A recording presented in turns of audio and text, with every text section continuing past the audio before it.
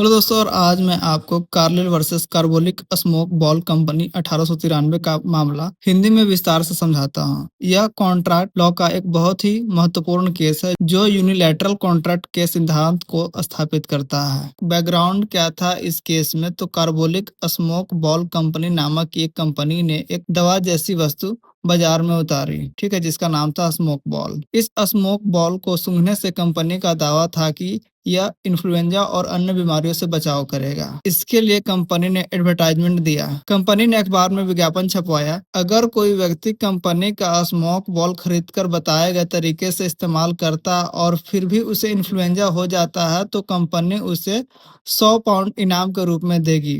विज्ञापन को और विश्वसनीय बनाने के लिए उन्होंने यह भी लिखा कि हमने बैंक में 1000 पाउंड जमा कर दिया है, ताकि यह वादा मजाक नहीं बल्कि गंभीरता से किया गया है। फैक्ट ऑफ द केस क्या था?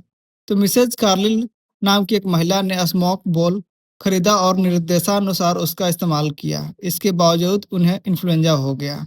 जब उन्होंने कंपनी से 100 पाउंड मांगे तो कंपनी ने देने से इनकार कर दिया। अब जानेंगे कंपनी का बचाव क्या था इस केस में। कंपनी ने कहा, यह विज्ञापन तो सिर्फ पफ विक्रय को बढ़ावा देने के लिए बढ़ा चढ़ाकर किया गया दावा था। इसे गंभीरता से नहीं लिया जा सकता है। यह कोई लीगल कॉन्ट्रैक्ट नहीं था।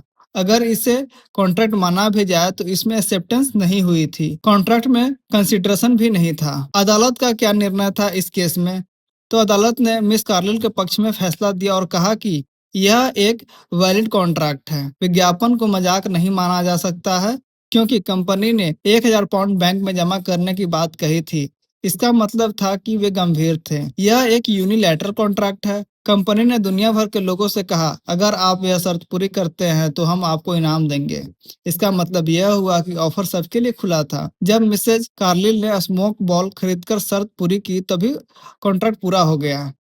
एक्सेप्टेंस के बारे में बात किया गया है इस केस में। तो जनरल कॉन्ट्रैक्ट में एक्सेप्टेंस को कम्युनिकेट करना पड़ता है, लेकिन यहाँ शर्त को पूरा करना ही एक्सेप्टेंस था। मिसेज कार्लिल ने शर्त पूरी की, यानी एक्सेप्टेंस हो गया। कंसिडरेशन क्या था? मिसेज कार्लिल ने स्मोक बॉल खरीदा और उसका उपयोग किया। कंपनी को स्मोक बॉल बेचने से फायदा हुआ, यह कंसिडरेशन था। फैसला क्या था? अदालत ने मिसेज कार्लिल को 100 पाउंड दिलवाया। यह केस एक प्रेसिडेंट बन गया कि विज्ञापन कभी कभी बाइंडिंग प्रॉमिस हो सकता है। लीगल प्रिंसिपल क्या एस्टेब्लिश हुए इस केस में? पहला था यूनिलैटरल कॉन्ट्रैक्ट। ऑफर सभी लोगों के लिए खुला हो सकता है। जिस व्यक्ति ने शर्त पूरी कर दी उसके साथ कॉन्ट्रैक्ट बन गया। दूसरा क्या था? Acceptance by conduct. Her bar offer स्वीकार करने के लिए लिखित या मौखिक जवाब जरूरी नहीं है। अगर कोई शर्त पूरी कर देता है तो यह एक्सेप्टेंस है।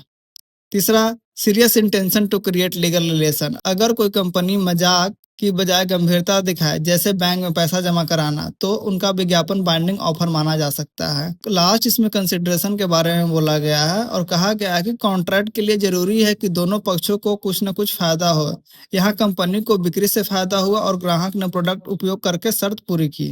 इस केस को कॉन्ट्रैक्ट लॉ में leading case on unilateral contract कहा जाता है और यह अभी भी पढ़ाया जाता है। उम्मीद है कि आपको यह केस समझ में आया होगा। ऐसे ही वीडियो को देखने के लिए मेरे चैनल को सब्सक्राइब जरूर करें।